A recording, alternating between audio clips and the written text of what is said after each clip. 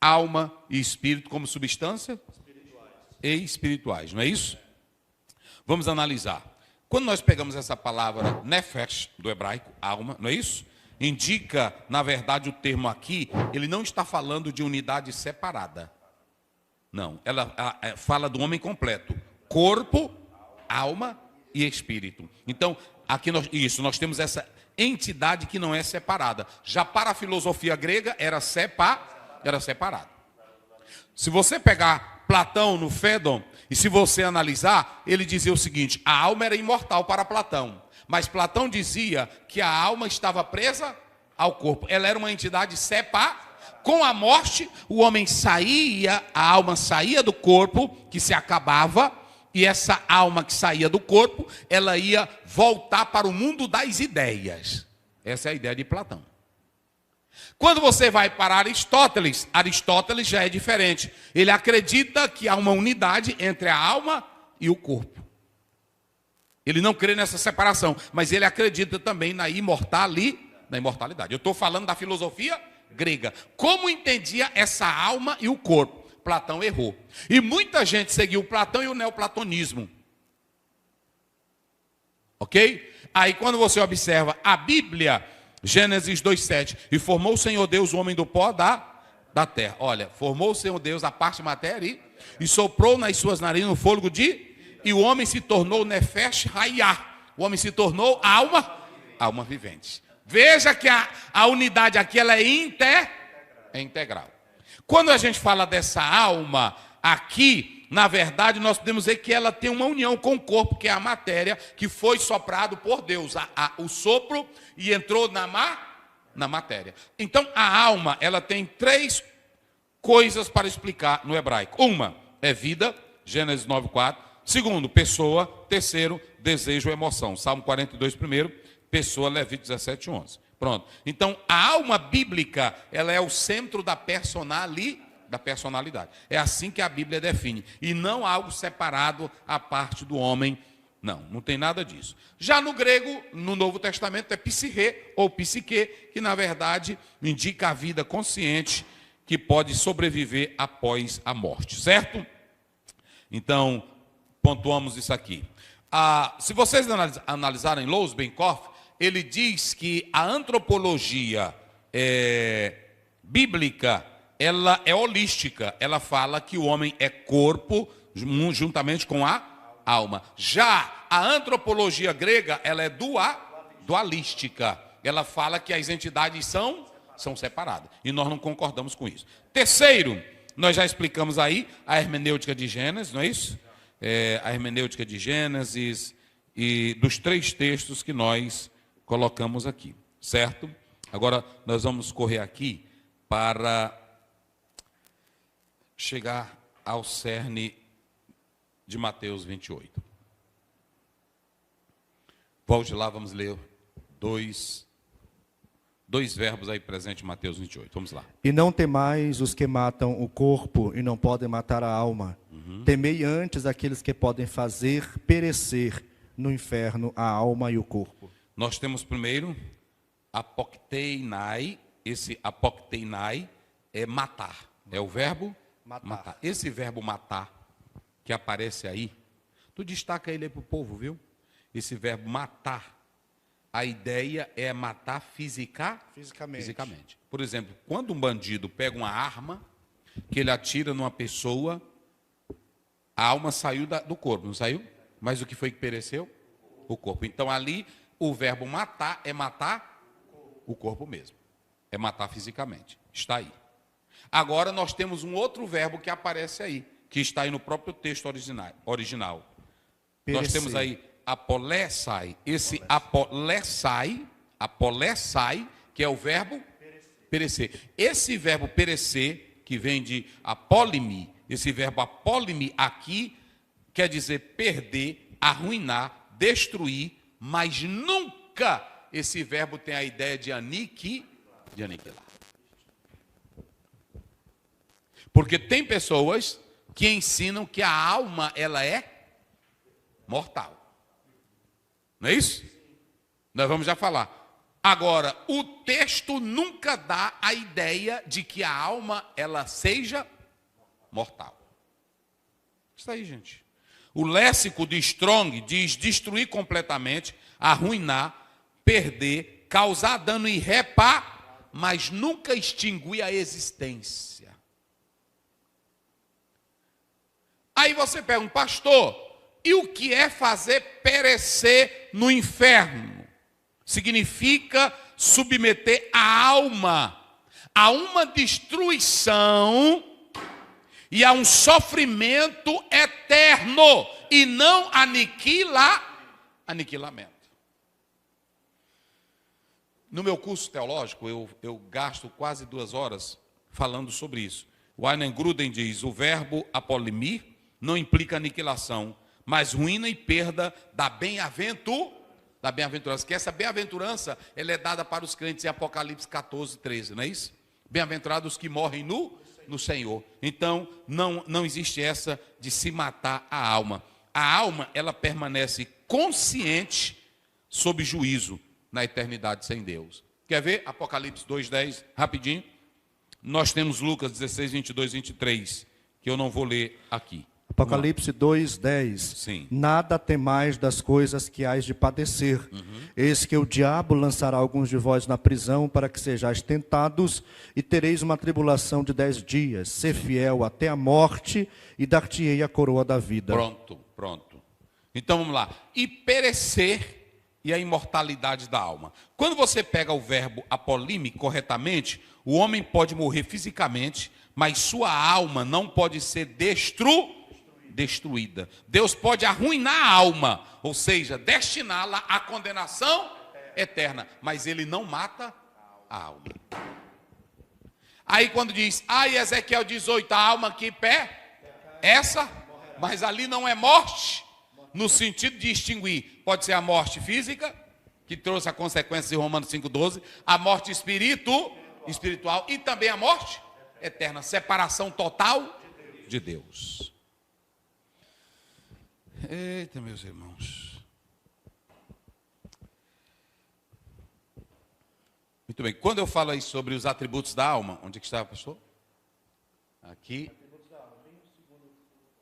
Atributos da alma. Esses atributos da alma, muito interessante, que quando a gente fala sobre os atributos da alma, nós estamos tratando sobre essa capacidade racional, moral, capacidade de escolha, capacidade de domínio. Não se trata de algo físico, ok? Veja que a imagem de Deus, eu coloquei aí. A alma e a imagem de Deus, está aqui. A alma e a imagem de Deus. A imagem de Deus, é Imago Dei, ela não está no corpo físico, mas na alma racional, moral. Ou seja, na capacidade espiritual. A imagem de Deus na alma é que o homem pode pensar, o homem pode se relacionar, o homem pode escolher, o homem pode amar, o homem pode decidir, o homem pode rejeitar ou aceitar. Isso é a capacidade da alma. Agostinho, ele via essa imagem divina na alma, nas 3 faculdades da alma: mente, conhecimento e amor. Estas 3 são uma só alma e nesta trindade se reflete a trindade divina. Ok? Quais são as faculdades da alma? A Bíblia não criou essa divisão. Essa divisão, ela vem com Agostinho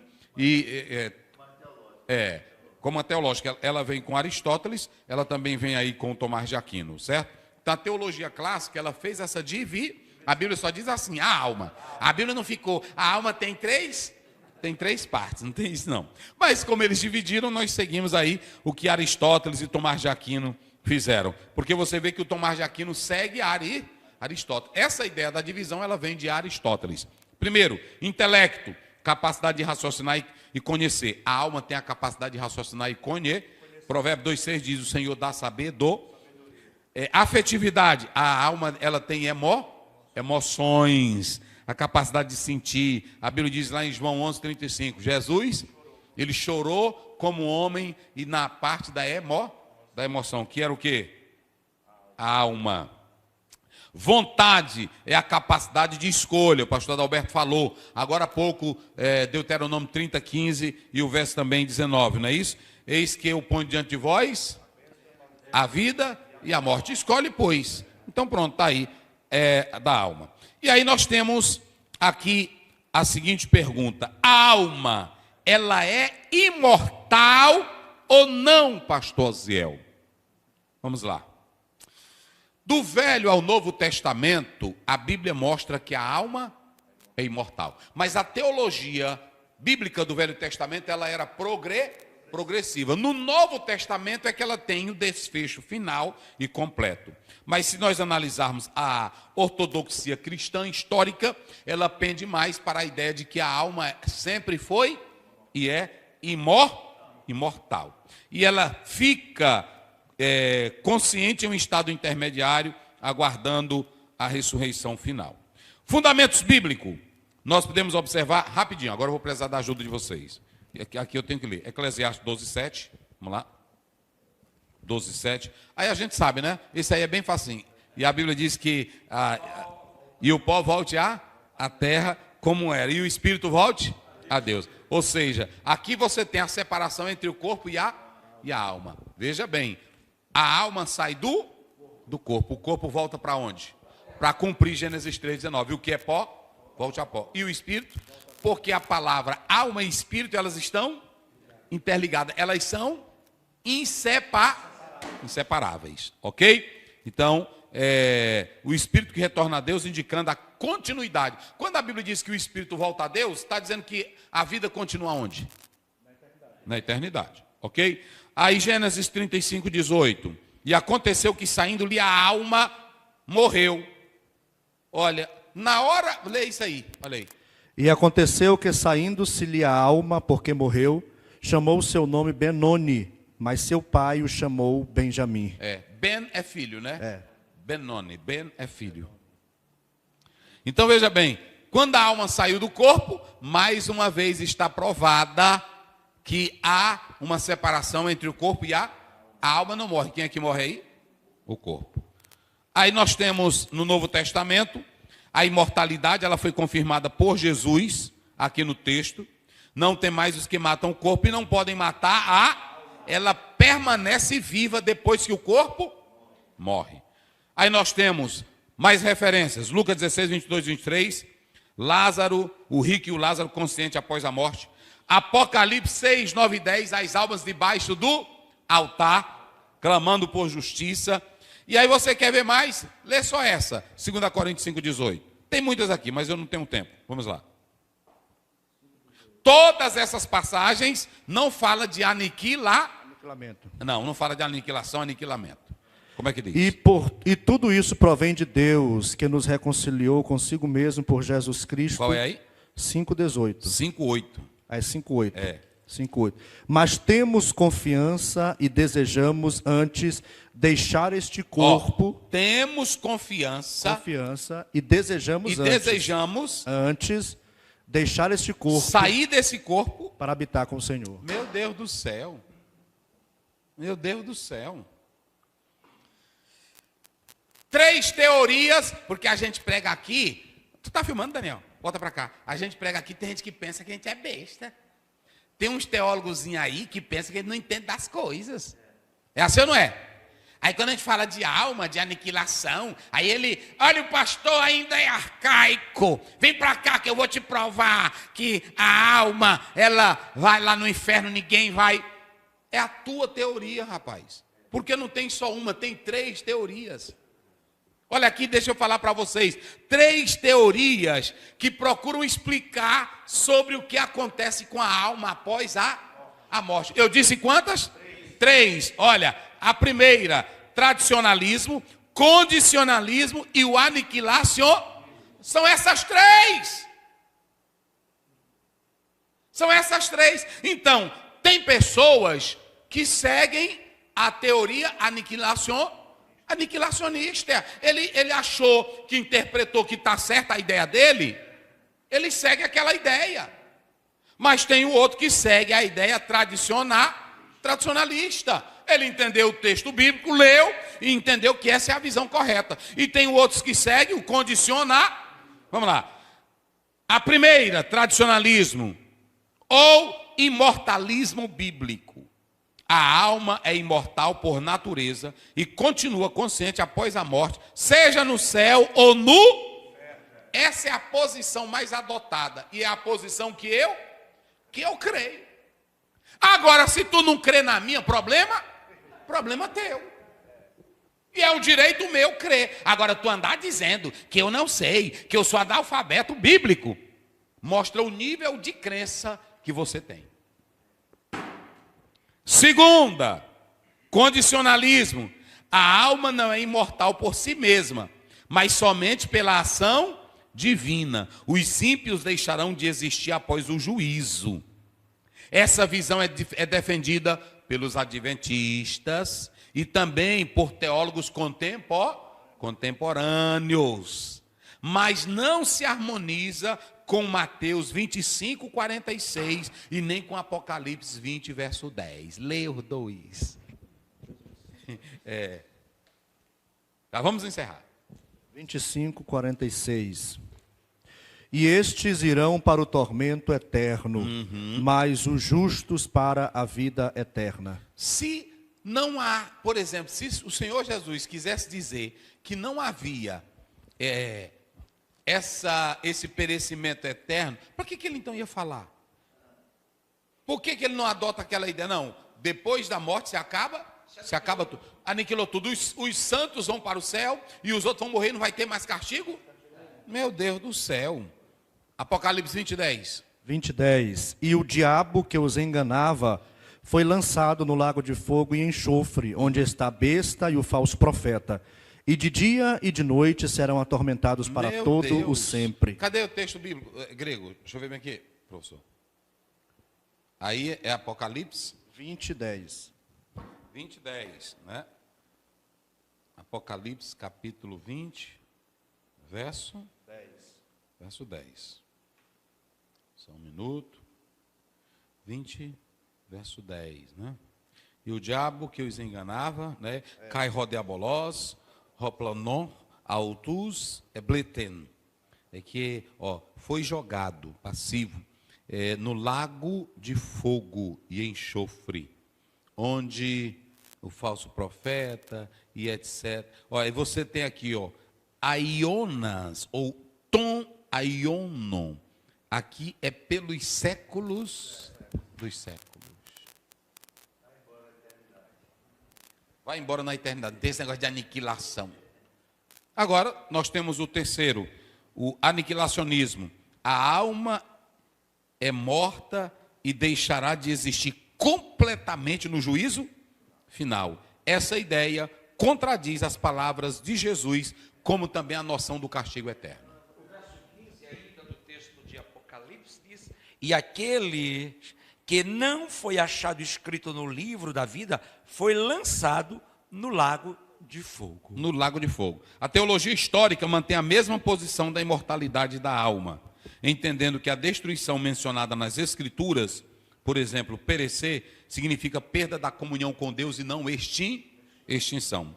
Agostinho de Hipona dizia: a alma não morre porque a alma participa da vida do próprio Deus. Ainda que sofra o castigo eterno, ela continua a existir, pois o Criador a fez para sempre.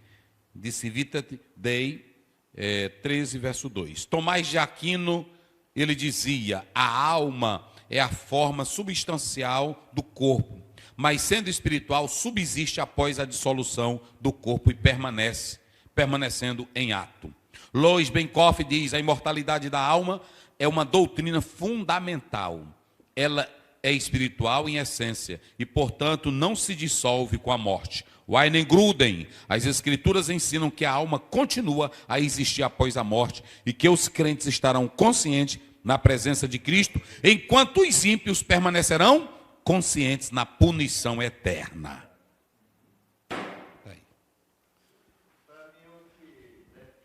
Fala aí. A extinção da alma, eles têm dificuldade de provar isso na Bíblia. Não tem como. Que são contra a eternidade da alma, que a alma que defende a mortalidade da alma, eles têm muita dificuldade, um beco sem saída. É verdade. Então, joga para cá. Resumo. Introdução. Alma e espírito, substâncias espirituais formadas por Deus e inseparáveis. Já falamos. Atributos da alma. Visão bíblica sobre a alma e a visão grega. Já explicamos. Distinção entre antropologia bíblica e antropologia científica moderna. A antropologia bíblica é tudo que está escrito em Gênesis, é tudo que Jesus disse. A nossa antropologia, ela é firmada na revelação da palavra de... Enquanto a antropologia científica e moderna, ela é materialista, ela é ateísta e ela não segue o viés da palavra de Deus. Então nós descartamos ela. A imagem de Deus na alma do homem. Já explicamos. Atributos comunicáveis como amor, santidade, justiça, bondade, procriação, governo da terra, administração, decisão moral, discernimento entre o certo e o errado e fazer escolhas e a capacidade afetiva. Tudo isso aqui está resumido nisso aqui, na imagem de Deus no... É tudo isso aqui que é a imagem de Deus no homem. Vamos lá. As faculdades da alma, emoção, razão, intelecto e vontade. Muito bem. Então, veja bem, a gente... puxa aqui. A gente fala o seguinte, nós que somos tricotômicos, né, nós colocamos aqui, ó, né, corpo, não é isso? É. Corpo. Aqui nós temos a alma, né, e aqui nós temos o espírito. Então, veja bem, o corpo é a parte material, não é isso? Sim. É a parte material. Esse corpo que é a parte material, ele se liga com a alma. Essa alma, ela se liga com o que passa a ter contato com o mundo exterior. Aí pronto. Então, esse impacto do corpo com a alma estão interligados com o mundo interior. Já o espírito, ele tem uma conexão diretamente com a alma. É a parte que quer Deus. Essa alma pode sofrer queda, essa alma pode sofrer baixa, como está no Salmo 42, não é isso? Porque estás abatida, ó minha alma. Então, essa alma, ela pode sofrer. Mas a alma, ela é o intermediário aqui no meio, que ela se conecta com o espírito. Esse espírito renovado dá vida para quem? Para a alma, não é? Para a alma. Que é o espírito que dá vida para essa alma renovada. Ambos estão entrelaçados. Então o espírito, na verdade, renova, é quando esse espírito é renovado, a alma ela é renovada. Tanto a alma como o espírito, essas duas partes aqui, formam o que nós chamamos na Bíblia de homem interior. Ok? Pronto, esse é o homem interior. E aí o corpo é o homem exterior. A alma, em contato com o corpo, ela tem as suas funções. Quais são as funções da alma? Cadê? Emoção. Que mais? Razão. Intelecto e vontade. Pronto. Então, são essas partes aí que fazem parte. Vamos lá. A alma do homem e a função intermediária. Pronto. Essa alma do homem, ela faz essa função intermediária ligando com o espírito renovado para buscar a presença de Deus. A dinâmica da alma, esperança de uma mudança no espírito que é a sede da comunhão com Deus. Está vendo? Ou seja, ela entra como esse condutor e quando o espírito é renovado, ela passa a ter essa comunhão com Deus. A natureza da alma, imaterialidade e imortalidade. Parte material e imaterial do homem. Isso, nós já falamos, corpo e alma. O homem e a relação com o corpo. Isso, explicamos agora há pouco. O ensino de Cristo e a distinção das partes. Pronto, o Senhor Jesus Cristo deixou claro que o corpo é material e morre, e que a alma ela é imortal. Vamos lá. A alma é imortal? Isso. Teologias que negligenciam a condição do homem. No livro que o pastor escreveu, ele fala das várias teorias materialistas que negam tanto a bênção do corpo, como a Bíblia descreve, como também a alma. Ou seja, ali eles tratam tudo como apenas funções do próprio corpo. Algo que pertence ao próprio, nada de divino, nada veio de Deus, nada de espiritual. Eles tratam tudo de modo materialista.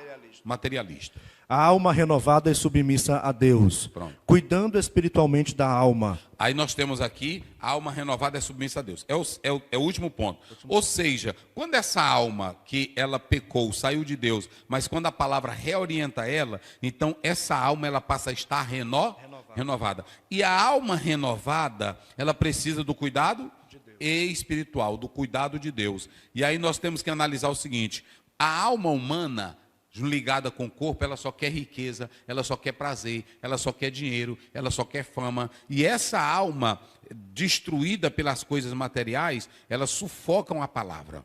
Entendeu? Pronto. Então nós temos que analisar que essa alma, ela vive em busca de coisas materiais, de modo desenfreado. Vocês se lembram que Jesus disse, louco, está lá no 12, de Lucas. Esta noite pedirão a tua, mas o que esse homem com a alma dele queria?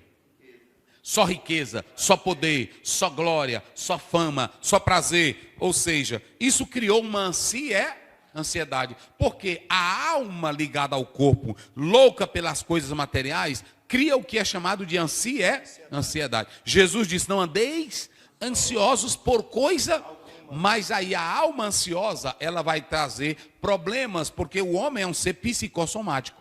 Então, essa ansiedade, quando ele não conquista, vai trazer o que para a alma? Depressão, queda, melancolia, tristeza, aí vai. Então, nós temos que evitar essa ansiedade. E hoje nós estamos observando esse comportamento justamente desenfreado ainda no meio dos cristãos. Grandemente, por isso nós temos muitos doentes nessa situação. Por isso que o melhor é andar como Paulo ensinou, entregando tudo a Deus. Não andeis ansiosos por nada, não é isso que ele diz? Antes sejam todas as vossas coisas, as vossas petições conhecidas diante de Deus. E a paz de Deus guardará o vosso Pronto, é assim. Aí, para conservar essa alma pura, nós temos que fugir daquilo que pode trazer impureza. O que traz impureza? Pelo olhar, filmes imorais, pela boca, conversas indecentes, redes. Não é que a rede social é pecado, mas é quem usa ela. É aquilo que estão vendo nela, não é? Fuja dos maus pensamentos, nós já falamos, e das inclinações malignas. Fazendo isso, a alma vai estar pura, não é assim? A alma pura não é um karma que ela sofre. A alma pura não é uma viagem que ela faz. A alma pura é que se rende diante da palavra de Deus. Vamos ficar de pé. Pastor, irmão César, agradece o pastor Adalberto das bênçãos apostólicas. Senhor Deus, Pai Celestial, te louvamos, te agradecemos por mais essa aula maravilhosa. Te agradecemos mesmo, meu Deus, que o Senhor tem nos guardado o nosso coração, nossas vidas, e no sangue de Jesus. Continue com cada um de nós, nossas famílias, com o teu povo que está adorando, aprendendo, louvando o teu nome nesta noite. E continue abençoando teu filho, teu servo, professor, pastor Aziel, juntamente com sua família, ministério, igreja, projeto. Guarde teu filho, teu sangue e continue usando poderosamente para a glória e o louvor de teu nome. Nós te agradecemos. Amém. A graça do Senhor Jesus, o amor de Deus, a comunhão e a consolação do Espírito Santo seja com todos.